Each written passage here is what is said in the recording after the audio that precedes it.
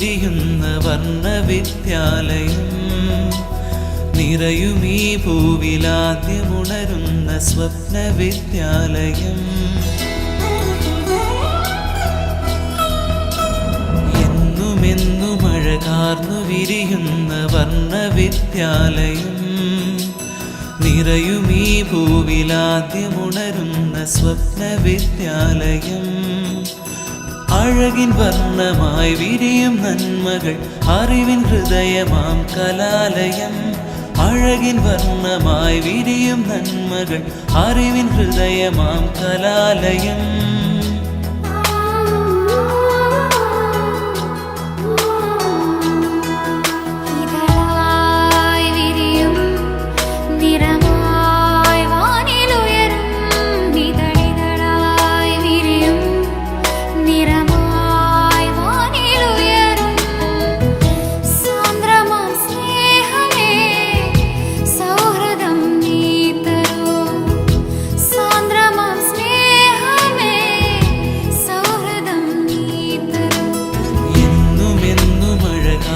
വിരിയുന്ന വർണ്ണവിദ്യാലയം, നിറയുമീ ഭൂവിലാദ്യമുണരുന്ന സ്വപ്നവിദ്യാലയം.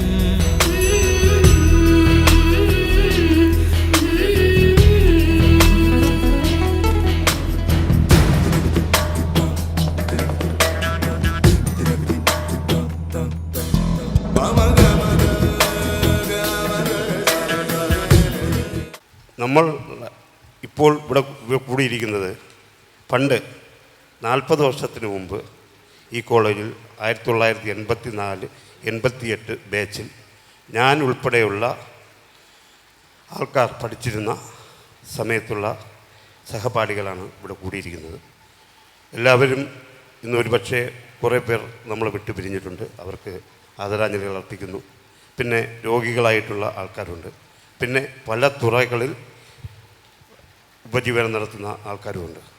നമ്മുടെ 84-88 ബാച്ചിൽ നമ്മുടെ കോളേജിലെ അധ്യാപകരായി 2 പേരാണ് ഇവിടെ ഉള്ളത്. ഒന്ന് പ്രമോദ് സാറും മറ്റൊന്ന് ഞാനുമാണ്. മൃദംഗ ഡിപ്പാർട്ട്മെൻറ്റാണ്.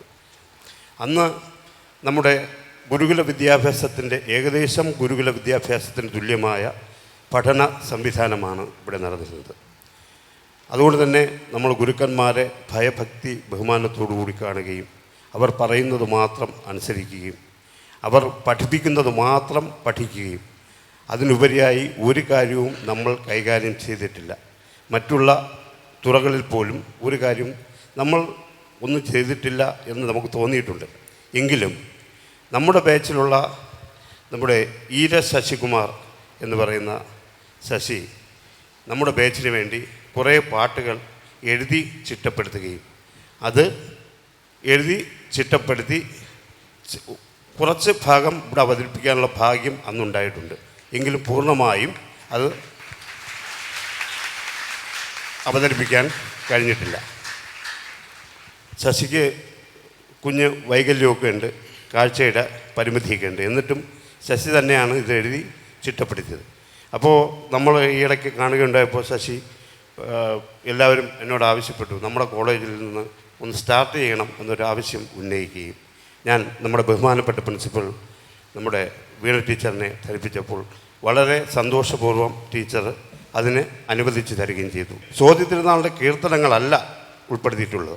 അദ്ദേഹത്തിനെ പ്രകീർത്തിച്ചും ഈ മണ്ണിനെ പ്രകീർത്തിച്ചുള്ള ചില പാട്ടുകളാണ് ഇത് ഉൾപ്പെടുത്തിയിട്ടുള്ളത്. ഇതിൽ എന്തെങ്കിലും നമ്മൾ പ്രായമായവരൊക്കെയാണ്, എന്തെങ്കിലും തെറ്റുകുറ്റങ്ങളൊക്കെ ഉണ്ടാവാം. അതെല്ലാം നിങ്ങൾ ക്ഷമിക്കണം.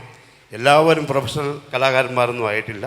അതുമാത്രമല്ല ഈ രീതിയിലുള്ള ഒരു പ്രോഗ്രാമിലൂടെ ഒന്നുമല്ല നമ്മൾ കഴിയുന്നത്, പല രീതിയിലുള്ള പരിപാടികളിലൂടെയാണ് കഴിയുന്നത്. അതെല്ലാം മനസ്സിലാക്കണം. നിങ്ങളും ഇതുപോലെ ചിന്തിക്കണം, പ്രവർത്തിക്കണം, പാട്ടുകൾ എഴുതണം, ട്യൂൺ ചെയ്യണം, നമ്മുടെ കോളേജിലും പുറത്തും എല്ലായിടത്തും അവതരിപ്പിക്കണം എന്ന ആശയത്തോടു കൂടിയാണ് ഈ പ്രോഗ്രാം ഇവിടെ ആരംഭിക്കുന്നത്. എല്ലാവർക്കും ഒരിക്കൽ കൂടി നമസ്കാരം.